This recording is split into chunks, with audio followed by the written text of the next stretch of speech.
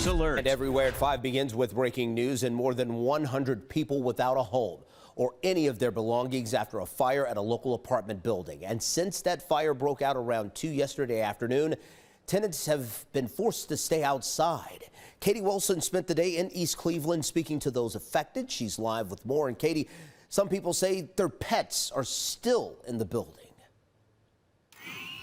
Chris, this is just a heartbreaking situation. We spoke to tenants who say they still have multiple pets inside this building and they have no idea when they'll be able to go get them. Other people are literally setting up shelters outside, just waiting to get back in, to get their belongings. They say they are desperate for answers and they're getting very few of them. My baby. Charnold Malone's keeping her cat Napoleon close. Besides her meds, he's the only thing she was able to get out of her apartment at Terrace Towers in East Cleveland since yesterday. She got the call it caught fire shortly after 2. She told us, hey, you all at the building, we don't see your cars, you need to get here.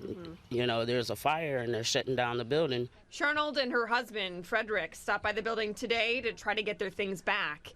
They were told it's shut down, but it's unclear for how long or if they'll ever be able to pick up their belongings. And we're trying to find out what are we going to do now, because we're not able to get in to get any clothes, to get any hygiene things.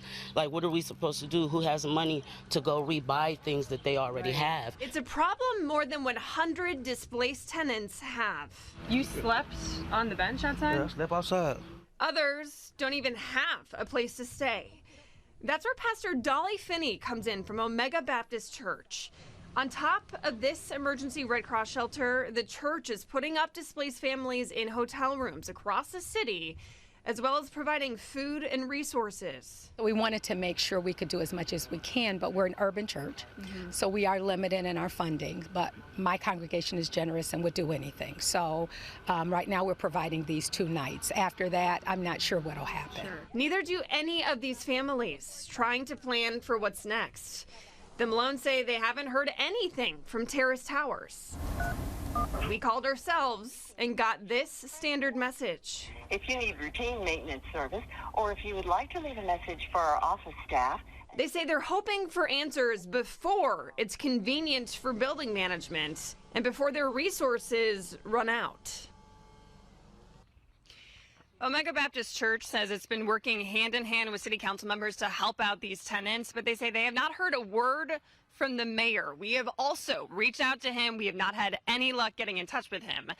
As for what you at home can do to help out these tenants or what kind of resources are available for people who are displaced, we've got all of that information on our web story on cleveland19.com. Live in East Cleveland, Katie Wilson, 19 News.